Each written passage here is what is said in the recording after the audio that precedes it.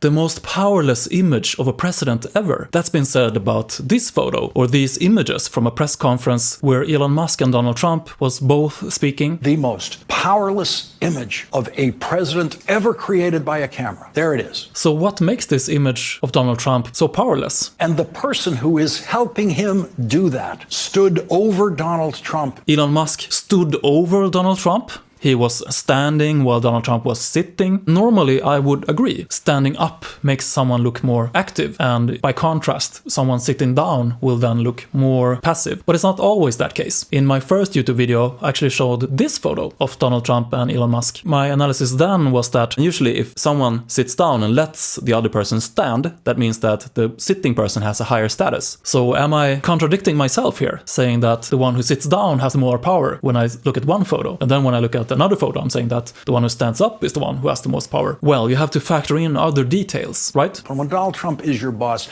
you don't talk more than Donald Trump. Elon Musk was the one standing up, but also the one doing most of the talking. Elon Musk spoke 3,666 words. Donald Trump spoke 2,487 words. And this is very interesting because measuring speaking time is usually something done in gender studies, for example, with men and women, comparing how much men and women speak in meetings, for example. And usually the balance tips over to men talking most of the time. In this video, it's 100% man talking.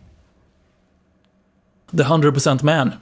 Sounds like a freak. The child was there as a power play by Elon Musk. When Donald Trump is your boss, you don't bring your kid into a business meeting with Donald Trump. The fact that Elon Musk brought his kid also to the Oval Office. Is he called X? The kid with the router password name.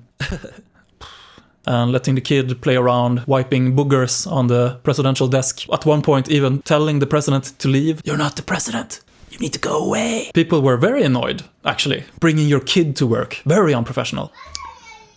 And the fourth factor. Donald Trump is the boss of the other adults in that shot, Stephen Miller and Will Scharf, and that's why they are following Donald Trump's lead on the dress code. Elon Musk owns suits and ties. We've seen him wearing them. But today he decided to do the billionaire thing. That Musk is more casually dressed than Donald Trump. He doesn't have a suit and tie on. He just has a suit jacket and a t-shirt and a cap on in the Oval Office. And if you remember, this was used against someone else in the White House. Why don't you wear a suit?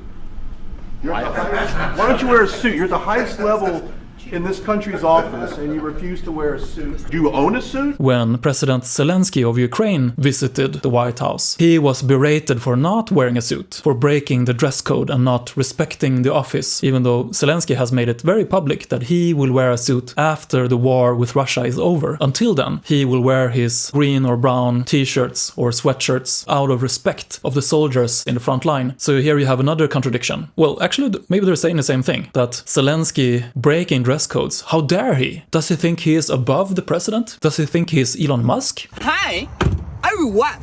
I'm Elon Musk.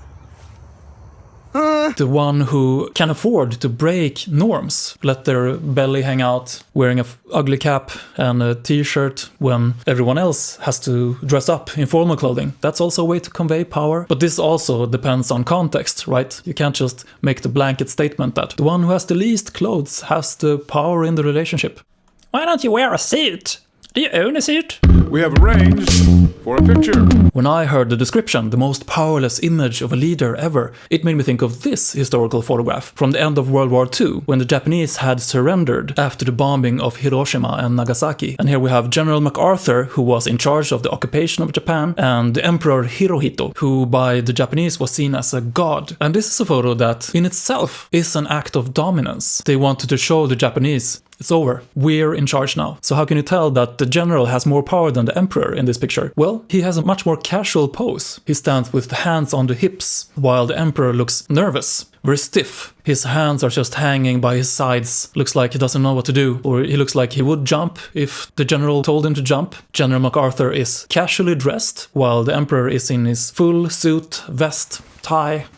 I mean, you could think that, oh, wouldn't it be more logical for him to dress more formally than the emperor? A prettier dress jacket and more medals on the chest. No, showing him in a more casual outfit gets the point across even better that this mere mortal has power over your emperor. So what does this say about your emperor? Your god emperor is just a man. And this almost clinical way of portraying these two men also shows that General MacArthur is much taller. The Japanese people had mostly seen their emperor being pictured alone or with his wife, and they were used to seeing their emperor being the most prominent figure in every photo. See him next to a towering white American with his pants up to his f***ing nipples, horrified the Japanese censors who tried to prevent this picture from being published. I read a very interesting article that also claims that standing on the right side in family portraits was usually reserved for the women in the Japanese royal family. So putting the emperor in that position would make him the wife in this relationship, further submitting him photographically.